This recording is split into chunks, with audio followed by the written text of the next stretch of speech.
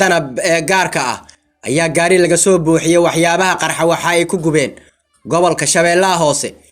Faahfaahinna dheeraada ayaa ka soo baxaya howlgal ka dhan ah Al-Shabaab oo ciidanka dowladda gaar ahaan kuwa danab ay ka sameeyeen gobolka Shabeellaha Hoose ee Koonfur Galbeed. Howlgalka oo ahay mid qorsheysan ayaa si gaar ah ciidanka waxay uga fuliyeen deegaanka lagu magacaabo Tooro oo gobolkaasi ka tirsan.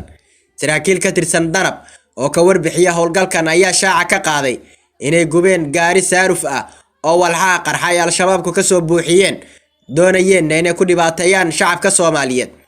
Sidoo kale saraakiisha ciidanka sida gaarka u tababaran ee danab ayaa sheegay in howlgalkaasi ay ku dileen wadihii gaariga oo Al-Shabaab ka tirsanay.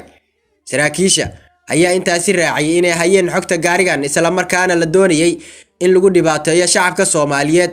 Danab gaarka ah ayaa gaari laga soo buuxiyay waxyaabaha qarxa waxa ay ku gubeen gobolka Shabeellaha Hoose. Faahfaahinna dheeraada ayaa ka soo baxaya howlgal ka dhan ah Al-Shabaab oo ciidanka dowladda gaar ahaan kuwa danab ay ka sameeyeen gobolka Shabeellaha Hoose ee Koonfur Galbeed. Howlgalka oo ahay mid qorsheysan ayaa si gaar ah ciidanka waxay uga fuliyeen deegaanka lagu magacaabo Tooro oo gobolkaasi ka tirsan. Saraakiil ka tirsan danab oo ka warbixiya howlgalkan